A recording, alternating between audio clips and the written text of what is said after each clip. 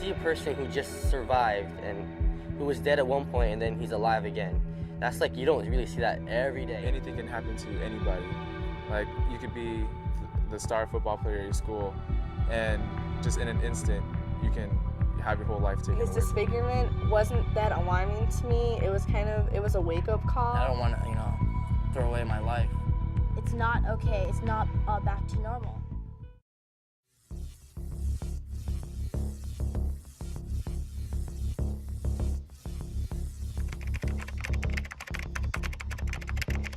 High school can be the best of times and the worst of times.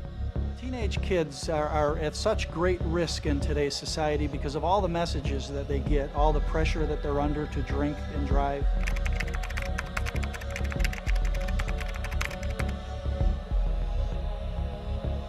Drinking and driving is one of the evils that we kind of combat with our students. It's urgently wanting to be independent while desperately needing to belong. Look, this can happen to you, and don't think that it can't.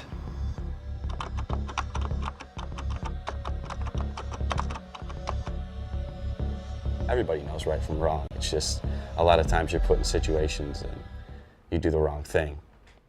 Sometimes poor decisions lead to tragic ones. On a fateful winter evening, Jim Rockwell, by all accounts, was a typical teenager in every way.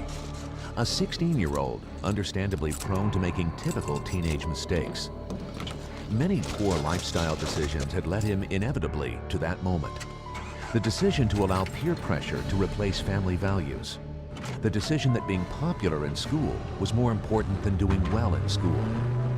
Getting behind the wheel after drinking all day was just the latest in a string of bad decisions, and one that almost became the last of his young life. Jim Rockwell's injuries were so severe, he was mistakenly pronounced dead at the scene of the accident. And in a very real sense, much of who Jim Rockwell had been was indeed lost forever. The young athlete who excelled at football and tennis, the talented musician who played a variety of instruments, the future attorney at law, all gone. All that was left to Jim Rockwell was his indomitable will. Against all odds, he lived. He learned to walk and talk all over again, even though doctors said he'd never do either. And somehow, he fashioned a whole new purpose in life. Today, Jim Rockwell has dedicated his life to bringing his story and his message of responsible lifestyle to as many teenagers as possible, to help them avoid making the mistakes he made. Formula for a responsible teenage lifestyle, which is good priorities plus good self-control equals a responsible teenage lifestyle. The consequences of his rash decisions. Jim's appearance is as compelling as his story. The car landed on my head.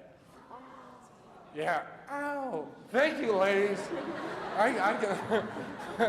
Oh, that's what I said too. I go, ow. You see a person who just survived and who was dead at one point and then he's alive again. That's like, you don't really see that every day. When you hear that, you're like, whoa, dang, that's pretty cool. He's been through a lot. And so that makes you think that you shouldn't try to choose the path that he did, or you end up like him. I actually paid attention to this presentation. It was very fun. It was funny. It was like talking to a friend. Like a friend was on the stage telling me a story or something. Because he just identified with us, and he made us laugh and he made us listen. And by doing that, he was able to make us care about his situation. There's a guy who was just like me, involved in sports, who was in the clubs, very social guy, and then all of a sudden, everything's gone. And it just makes you realize, makes you think about a lot of stuff. Over the last 2 decades, Jim Rockwell has spoken in front of nearly 1 million teens with one goal in mind. And I am shooting to save as many lives as I can, or influence as many people as I can, or totally give as much motivation possible. Or option D, which is what I did, get in a drinking driving accident and waste 7 years of your life trying to get back what you already had. You have it right now. Don't lose it. I wish I had what you have. Wish I had those abilities, those talents. I don't, but I can tell you just how important they are. You're at the crossroads between being a child and an adult. So you got to know how to make decisions in life, and he just gives you that a little bit of knowledge that you would need to make good decisions in your life. Every place I took him, the kids really responded to his message and his sense of humor, and at the end of each speech, kids would come up and shake his hand. So I think he makes them very comfortable, and the atmosphere becomes very conducive to listening and hearing the message that's being sent. But you can't miss Jim's message. I mean, he carries the burden with him. And I think that makes a profound difference with the kids. They look at him and they know that he's qualified to speak. He's literally endured this mistake. Jim did 2 presentations for us. Both times the bell rang and our kids sat there. I'm gonna go home and tell my boyfriend about it and his family and stuff.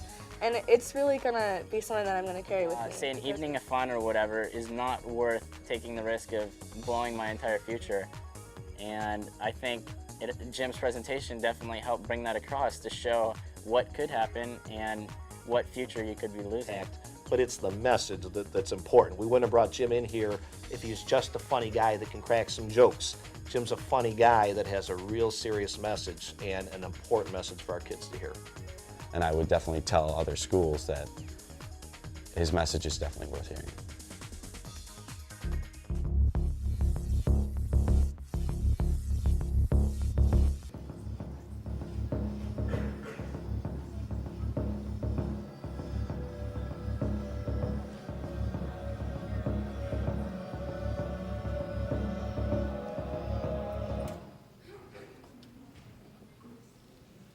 Good evening and welcome.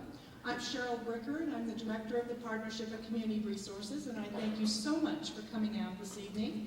You may or may not know that this evening across the country, in rural communities and in urban communities, community people are meeting to learn about underage drinking and the dangers of use of alcohol.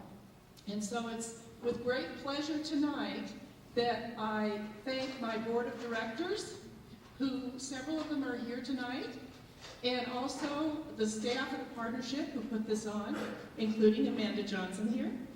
And also we couldn't do it without the Stop Youth, students taking on prevention, and they're wearing shirts like this. So if you have any questions about joining Stop or any questions about the partnership, hunt down one of these folks. Without further anything else, I'm pleased to introduce Amanda Johnson from the partnership. Again,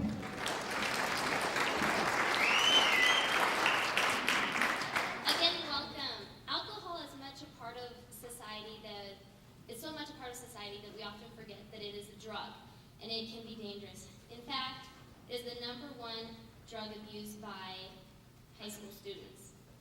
April is National Alcohol Awareness Month. And with this in mind, I would like to introduce Jim Rockwell. Jim is here today to speak to us about his personal experiences as an underage drinker. Can everyone please welcome Jim Rockwell? Thank you. Thank you very much. Everyone happy to be here today, I hope. It was a wonderful dinner, wasn't it? That pizza, you can't pass up pizza. You'll find out later in my speech, I never pass up pizza. I want to I want to tell you about my experience with alcohol in junior high school versus high school, so you can see the difference in the lifestyle I led, and that because the lifestyle in high school brought me to accident. I will tell you about the details of my car crash. It was a brainstem injury and a lot of nerve damage, and I'll get into the details more. The coma that happened afterwards lasted about 6 weeks, and although teenagers are in a coma, a lot of people, just kidding, that was funny.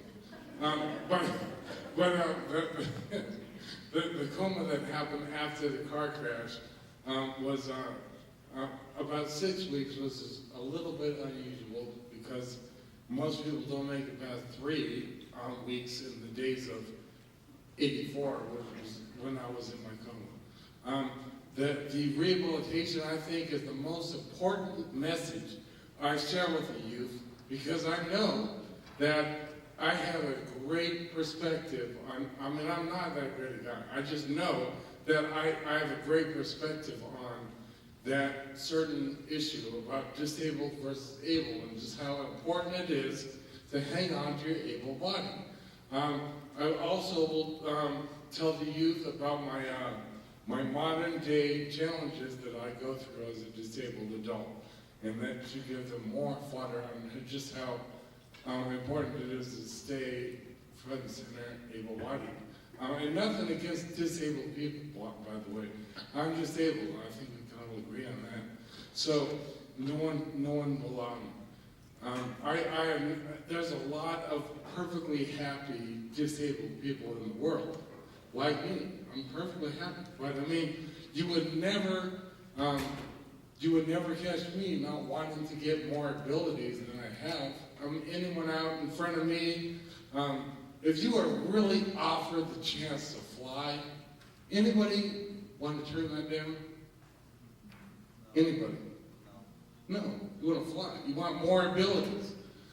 Well, I want more abilities. I want to be able to walk straight. I want to be able to see good. I want to be able to hear out of both ears, but I can't. That doesn't mean I'm unhappy. That just means I just want more. That doesn't mean you're unhappy at all. So I want you to know that the lifestyle I led in junior high school was a good lifestyle. This is what I want all the younger kids in my audience to adhere to. I believe that the best way to do things is to have good priorities in family, school, and religion. And I'm not going to get into religion in the public forum. It was very important to me in junior high school when I was younger, a younger teen.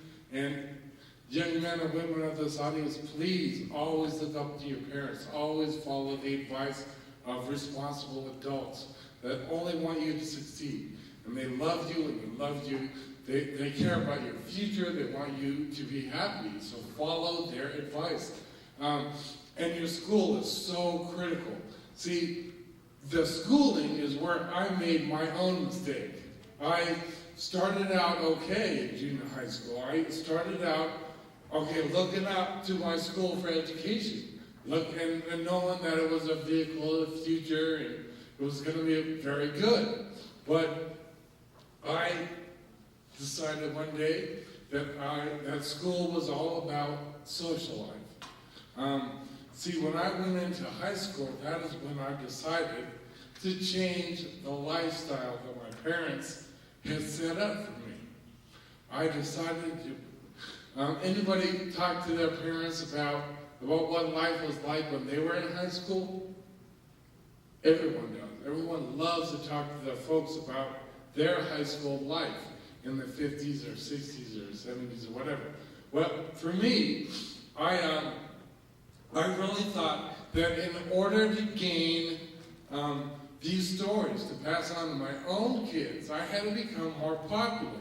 Now, that was the worst decision I ever made, because I thought that becoming more popular meant abandoning the principles that I had grown up with in junior high school.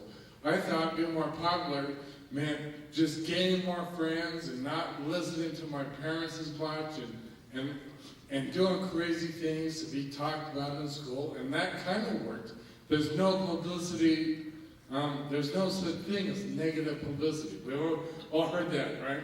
Well, that's what I was going by, and it worked for a short period of time, and it was the worst decision I ever made. It was the most stupid, superficial thing I ever did. Now, in getting more popular, I lost control of my two major things that I think are critical to understand, and that is cutting of class. I started to cut more and more and more, and as I cut more, I had more free time, so I drank when I was underage more and more and more. So it was a double-edged sword. No matter which way I went, it was bad. I want you to know, if I don't trip over the cord here, that I really, see, if I would have kept listening to my folks who always told me from day one, you gotta have schooling, you gotta stay in school, I would have been okay, because if I would have stayed in school, I wouldn't have had the free time to ditch, and then I wouldn't have had the time to drink when I was underage. So listen to your parents, young lady, young man. That is the, and you are the future. You are the greatest people. I really want the youth of America to understand just how critical it is to hang on to their able bodies, because I'm telling you, it is not easy as a disabled adult who can't drive a car, can't ski alone, can't do a lot of stuff. I can't hear a lot of things that people say when I sit down. People look at me funny. I mean, I would rather not experience that. When the young kids, if you just keep that in mind as you go through how hard it is, maybe you'll stay safer because you don't want to experience the same thing. Now, I went to, on February 17th, 1984, was the day of my car crash. I'm sure everybody in here has seen or heard about Friday the 13th, right? Well, this is Friday the 17th, Jim Rockwell. Thank you. I was trying to be funny again. It's really not working. I want to tell you, though, that on Friday at 10:30 a.m., I decided to cut class and be with my friends. Not entirely unusual on a Friday morning. I felt that I was entitled to go have a good time, even though I had a ton of responsibilities to go through. I had to finish my homework, I had to take my exams. I didn't care. I was young, I had a car, I had a girlfriend, I was popular, I wanted to go have a good time. Now, I believe when you're young and in high school, you should have a good time, but that doesn't mean that you should have a good time in the face of all your responsibilities. I know that you should complete everything. At 10:30 a.m., I decided to go to my friend's house, drink and party, have a good time. I did that, talked about girls and sports and whatever, and I decided to go back to school. I went back because guess what, everyone? You know why I went back? It was pizza day. So, I never pass out pizza, ever. So, anyway, I went back to school, I sat down in the cafeteria, and I saw a couple of cheerleaders in the corner, and they were really pretty, and I was in football, and I wanted to know where the popular parties were going to be. So I talked to them, and they wanted a lift home. Now, I did this, they were telling me where these parties were going to be, so I gave them a lift home, and the reason, and I'm underlining the story here because it gives me the opportunity to beg the young ladies of this audience, or young men even, to pay attention to who's driving you around. Because if you get in the car with someone like me before I learned my lesson the hard way, then you're taking a risk that you should never take. You're taking a risk of volunteering to be disabled for life, or volunteering to be dead forever, or volunteering to kill an innocent family that doesn't know nothing from nothing, and they're just driving home from dinner, and what do? You whip around the corner, wasted, and you wipe out an innocent family. That's what you're volunteering to do by getting in the car with someone who's wasted. Now, I want you to know that alcohol, this underage drinking I was doing with my friends, if I was, I mean, I don't know if you would say it was lucky to be in a car crash and be disabled for life, but it was lucky for me because it didn't lead to other things. But so often, alcohol leads to other things. It leads to cigarettes or pot or meth or whatever. Meth is a huge problem anywhere in the nation. I want you to know that you should all be talking about this message after I leave today. I went to my friend's house, drank at a party, went back to that pizza place, and the cafeteria, and ate pizza, and then I somehow drove those cheerleaders home, and I got them home safely. I was intoxicated all 3 times I've been in the car. I dropped them off, and I went to my friend's house to drink a little more and go to the parties those cheerleaders had suggested. So I did that. I went to my friend's house, I picked them up, I drank a little more, and I went to a party. I looked around at this party, my girlfriend wasn't there, and yet she was kind of mad about those cheerleaders. I mean, that's the way women are. You know, I can't help that. But anyway, I got in the car, and my friends got in the car with me. I started ripping around the neighborhood thinking I was Mr. Race Car Driver, and I turned left, but instead of turning the hard left, since I was too hammered to see the signs, I turned and had to overcorrect, but to make the turn. In doing so, I clipped a car, and I went diagonally across the street, and I went directly at this house. In front of this house was a typical American family. Really pretty wife, 2 wonderful kids, overweight dad, but then luckily I opted for, you know, I wasn't too drunk to avoid them. I avoided them, but I didn't avoid the telephone pole. So I went and I smashed into it and flew out the windshield on the asphalt, and the car toppled on my head.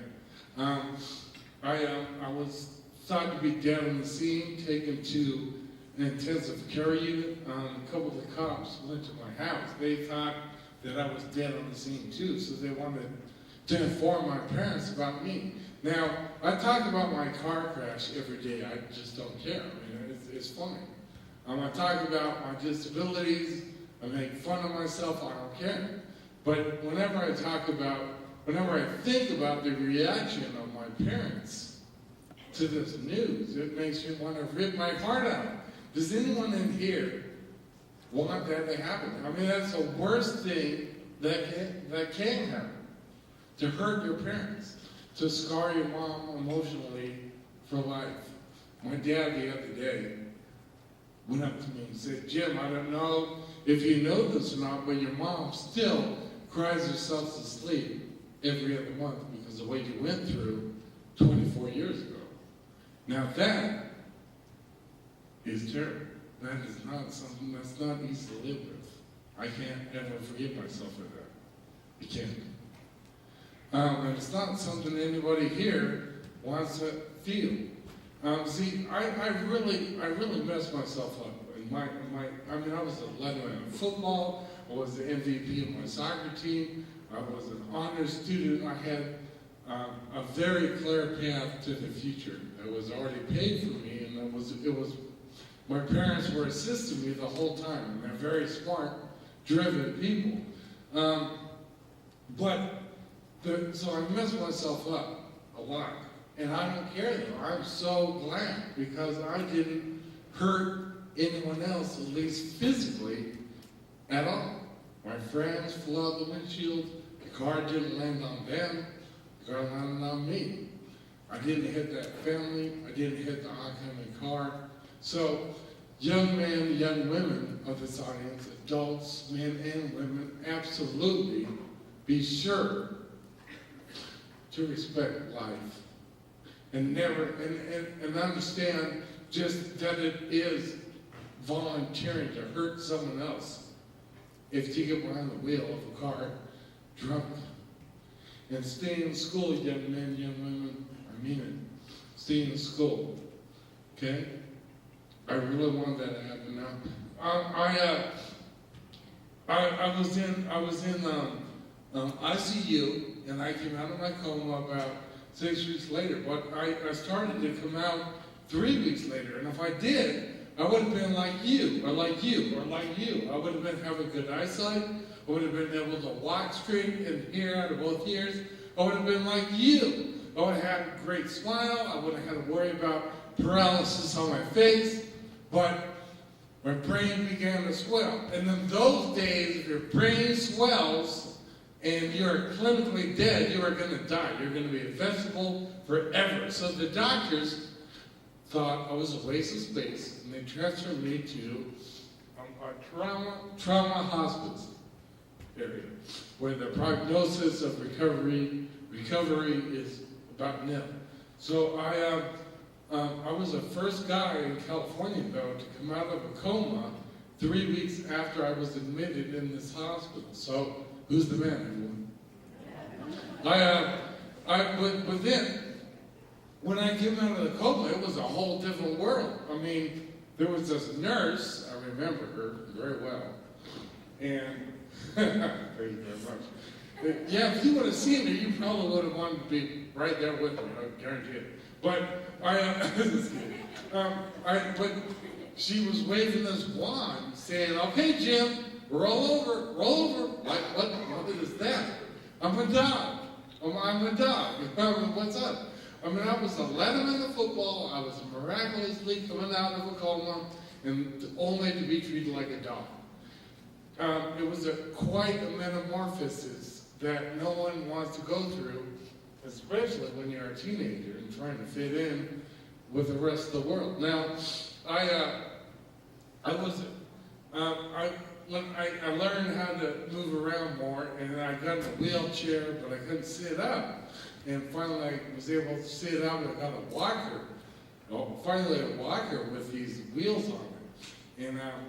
And one of my friends reminded me the other day that we almost took a header through the window with this walker, because I just couldn't keep my balance. And we used to put these wheels on it, and it would get far away from me. And I couldn't keep up with it. I'd be running, and people would be flying out of the way. It was kind of good, actually. I finally got a cane, and as you saw, it took a lot of practice with parallel bars and swimming pools and all that. I am so proud that I can walk now without any apparatus, and it's not good. I know a lot. I get teeter, and people confuse me as being drunk in public because I can't walk straight, and it's kind of entertaining to some at first, but I mean, after a while, it's kind of embarrassing to have to explain yourself to people that don't really care about you. See, when I talk to community groups or high schools or colleges, everyone cares, and they all want. They're here if you didn't just come for the pizza, which is a possibility. Then you're here to listen to me, and I'm very happy about that. So I love explaining myself to you. But if I'm walking down the street teetering, and a cop comes up to me and wants me to explain myself, it's a hassle, because he doesn't care. He just wants to know whether or not I'm a threat. So, I mean, I'll be walking down the street, and there'll be a cop placing his hand on my shoulder saying, "Hey, buddy, what's up? You want to go to sleep or what?" And I'll say, "Officer, this is a medical condition." Well, guess what? I have a speech impediment, okay? So I'm slurring my words. Then they'll say, "Okay, well, let me get the flashlight." And they'll shine this light in my eyes. guess what, everyone? My eyes do not respond to light. We got problems here, big problems. But I get out of it. I finally have to explain. I finally get out of it. But how many? I wish I could. I wish. How many people here can drive a car? A lot of people. Most people. Well, I remember when I was 15. I wanted to drive so badly. I used to see people on the side of the road, and I wanted to pull over and pick them up or have fun or whatever, and that just wasn't in the cars. But when I was 16, I had all this freedom, much like you get when you're a freshman in college, because you have this freedom. All of a sudden, suddenly your parents aren't there. Well, you get that vehicle, suddenly you get in the car, go places where your parents aren't, and responsible adults aren't. You have to be very careful. Now, part of the reason I can't drive a car, it's been like 24 years since I've been able to drive. And I want to drive as bad today as I did when I was 15. Well, part of the reason I can't drive is because I don't have depth perception. Now, depth perception is created when two eyes focus on one image, like the doorway in the back, and the eyes triangulate different angles and transmit it to your brain, where and your brain figures out how far something relatively is. Well, for me, I can look at that young man over there and the cameraman at the same time. So, is that cool? That is, it's like a talent, you know? How many people could do that? I would rather, excuse me, I go to the beach, you know, and I don't want to belabor this point, but wear shades, and no one knows where I'm looking, you know what I'm saying? But what am I, sorry about that was over the edge. But I really want to tell you that there's always a silver lining in everything. But I would rather have depth perception, and I would rather have good peripheral vision. I'd rather be able to drive a car. I'd rather be able to hear both ears. I am so thankful that I can hear out of one ear. That I can hear, you know, people talking or movies or whatever. But that doesn't mean I wouldn't rather hear out of both ears. I mean, if someone over there was to say, "Hey Jim, how you doing?" I wouldn't know where they were because my equilibrium in my inner ear is completely gone. So I'd look over here and say, "Hey, how you doing?" I wouldn't know. I mean, you should see me in hallways or airports. I'll walk down the hallway, and someone I haven't seen in a while will raise their hand, "Hey, how you doing?" And I want to know where they are. So I'll just turn around. "You look so good. All right." Sorry. I mean, that's, you know, and finally when they realize they don't know where they are, they'll just think I'm deaf and raise their voice. "Over here, over here." Like, what the hell is that going to do? What is it going to do? I don't understand. I mean, like, if you cannot make the floor vibrate, just be quiet. No, seriously, I'm very happy that people want to say hi. I just wish I knew where they were. I want to tell you that and I'm so happy for the public transportation, even though it's terrible and it takes so long. It's the organization process and the expenditure for cabs or trains or whatever is so big. I would much rather drive myself around, but at least I can get to where I want to go. Maybe I won't be on time, but I can get there. So be happy for what you have. There's always a silver lining. If you have this able body, be happy for your able body and respect it. And that self-respect will absolutely translate into respect for others.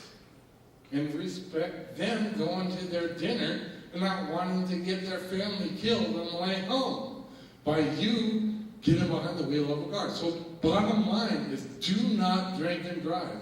Hopefully, if you're under 21, I want you to know you should never drink alcohol. But if you do, don't drink and drive. All right? It's illegal and irresponsible, and 21 is 21 for a reason. Not just some people in Washington figuring that they should make a law at age 21. I know there's a lot of people out there who say like, well, I can fight in a war, so why can't I drink? Come on. Now, I want to tell you that your liver is not mature enough to handle alcohol.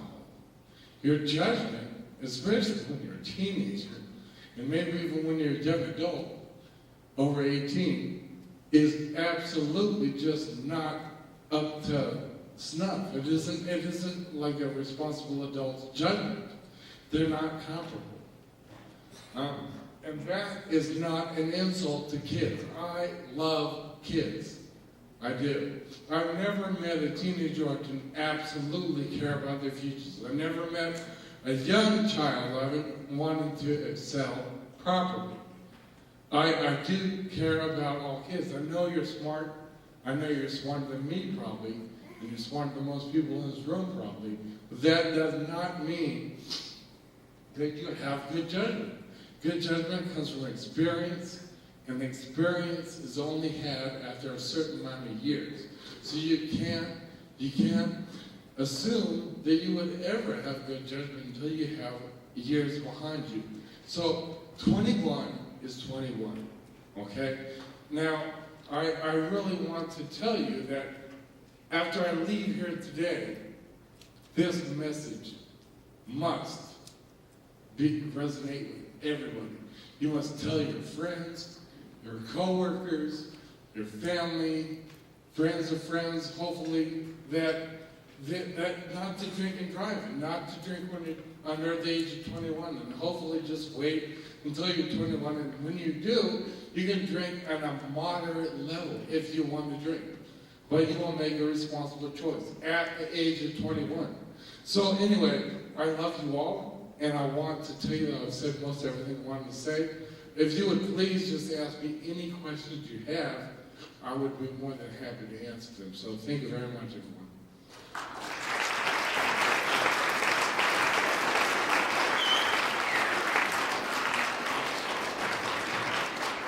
Thank you.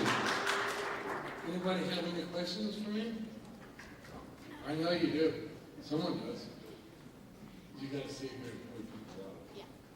Anyone have any questions? Back there. Back there. Yes? How do I feel about my life now?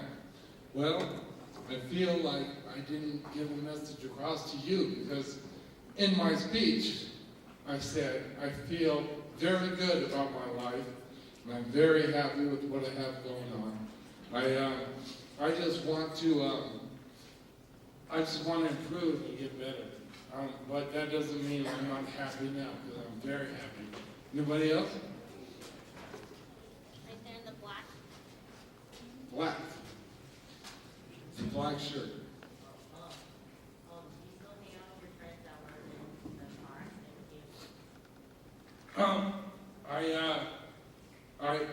I don't hang out with them. It's not like they're my buddies, but I saw them at a high school reunion the other day. It was about 2 years ago, and they look terrible, but that's fine. I mean, they were good people, and they were good people back in those days too. They were just reckless, like I was reckless.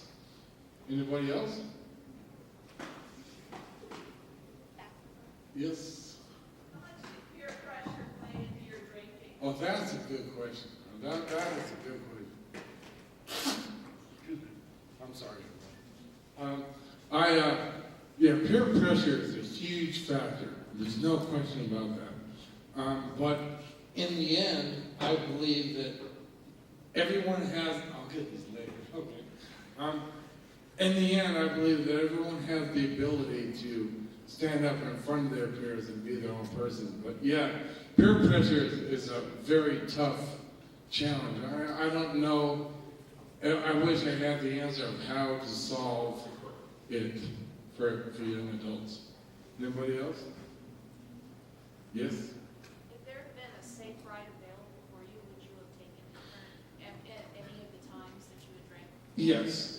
I don't know if I would have done it on the evening in question, but absolutely. If there was a safe ride home available at during some of the nights when I was completely wasted and I did drink and drive, then I absolutely would have taken that ride. Now, by saying, I had a bunch of red flags. I had a bunch of things that said, okay, this is wrong, you're gonna die, never do this again. I had a bunch of things that I ignored. If I would have been in the back of some car with a sober driver saying how stupid I was, maybe I would have listened. So, right? Okay. I'm just curious if these kind of programs would work now with kids. After you're drinking, kids would call a number at night if they could. Just get home. Well, nowadays, they have cell phones most of the time. So yeah, they'll call a number, I guarantee you. I absolutely think that I have a lot of faith in teenagers. I mean, the environmental circumstances out there are worse than they've ever been. And teenagers have found a way to get around a lot of hurdles to even live today. And if you're that good and that smart, then you can also pick up a phone and call a safe ride home. I know that. Anybody else? Did you have the opportunity to have any type of intervention or somebody else speak like you're doing before the night of the accident? Good question. That's a very good question. And it's a little embarrassing. Because 3 weeks before the car crash, probably a month, maybe a month and a half, before my crash, there was somebody that came to my school with my message, and he talked to kids. But I didn't listen, obviously. Some people did listen, and the people who did listen are saved today. I wouldn't do this type of career if I didn't think that this works. I know it does work. And the reason I didn't listen to this guy that came to my school a month before me is, as far as I knew, and I didn't know the guy personally, but as far as I knew and saw, he didn't have any personal experience with alcohol, underage drinking, and accidents or anything, but I do. There's nobody anywhere that would ever question the fact that I have been in a major accident. I believe that I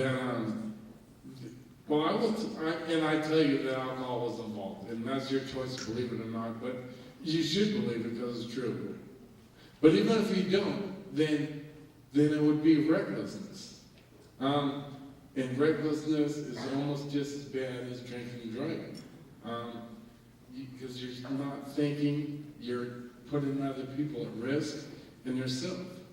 And terrible things happen and you can die from that. So there's a lot of reasons that accidents do occur. Anybody? Yes? Did I drink alcohol after my accident? Not on the night of my accident, you're talking about that. Just kidding. Let's celebrate, I'm in a coma. Kidding. That was a good question. I'm sorry to be funny. What I want you to know is I'm 40 years old now, and I do drink on an occasional basis, and it is moderate, and I wish I didn't have to learn the hard way, but I did. Alcohol, for me, it was not a gateway drug. But that doesn't mean it isn't a gateway drug for others. I know that the gateway is there. And people do go through it and wind up a crystal meth users. But yeah, I do drink every now and again. I'm 40 years old, and I'm here to talk about underage drinking though. And so I hope that doesn't undermine I'm just being real, that's all. Anybody else?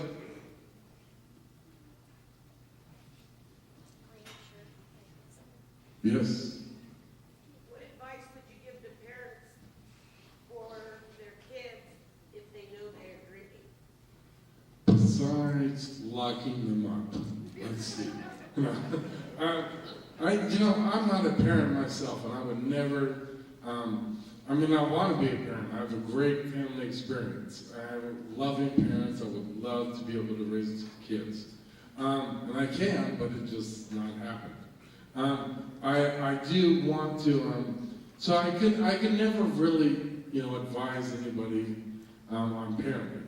But I would say that if I was, but from my perspective, when I was a teenager, I'm pretty sure that from what I know now, I was testing the boundaries of what I could get away with.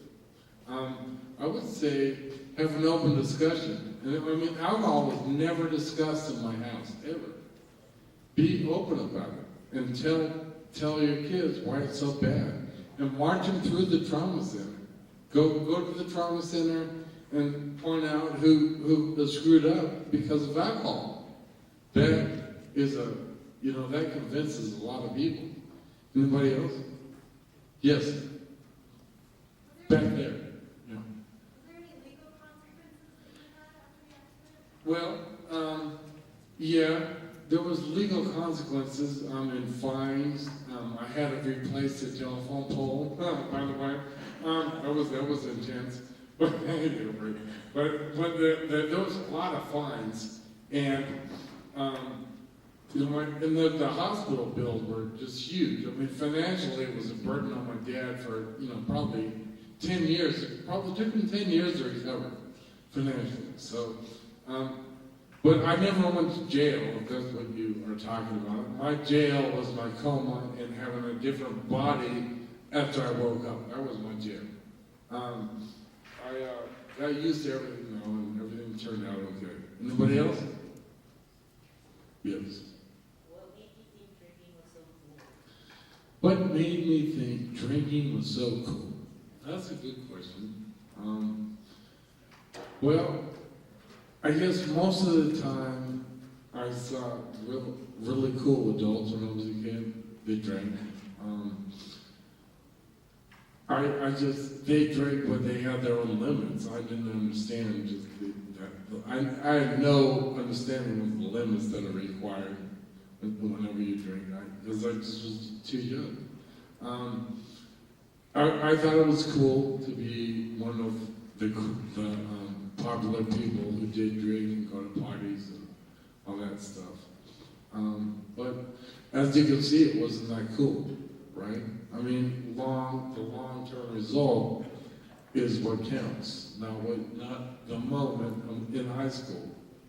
The long-term, what you're going to do with your life and how you're going to act and how people are going to see you, that's what's cool, if it's good.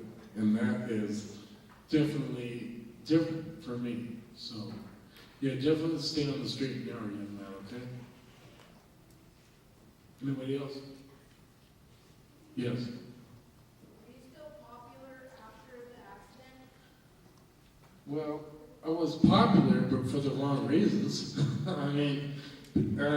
After the car crash, my popularity in school was due to the fact that I was the only kid in school that was in a car accident and lived. And now I'm somewhat popular in my hometown. People know me, some people. But, so yes and no. I don't know if it's for the right reasons, but yeah, kind of. Anybody else? Yes. Pardon me? Okay, I was a mile away from my school when the accident occurred. And that's 2 miles away from my house in Anaheim Hills, California. That's Southern California, near Disneyland. I've always hated that near Disneyland thing. It sounds so weird. You know, it's near Disneyland. Excuse me. But anyway, that's where it lives, and that's where the accident occurred.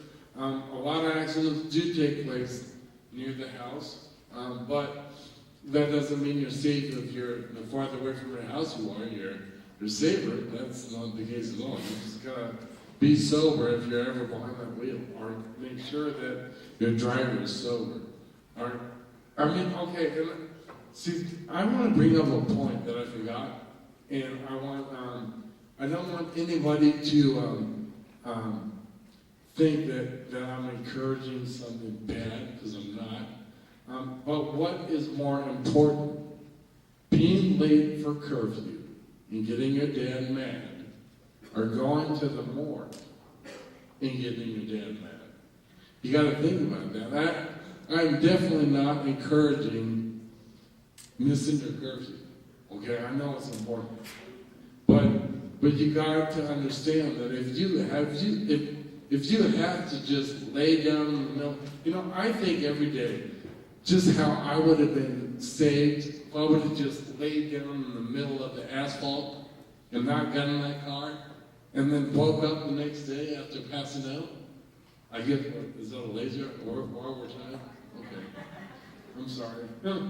But is that, yeah, if that's should I be afraid? What are you pointing at me? I really want to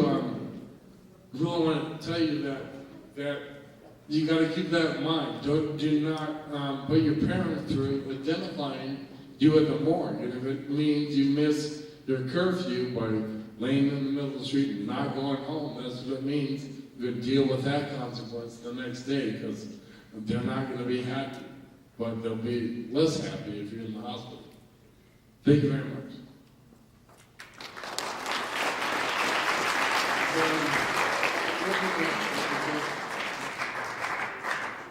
Thank you.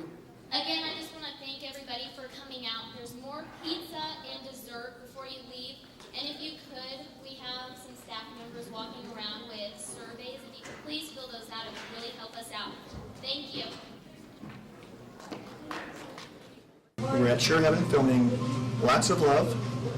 Been growing my hair for an extremely long time to donate to some kid, because my girlfriend had cancer as a child, and she wore wigs for a lot of years until I met her and said, don't wear any more wigs. But my beautiful locks of hair, I thought, what the hey, I'll grow my hair and donate to a kid, like my Deborah. And that's what we're doing. Young Terry Moore here has decided to be my instructor on getting rid of this hair and donating it to a young kid.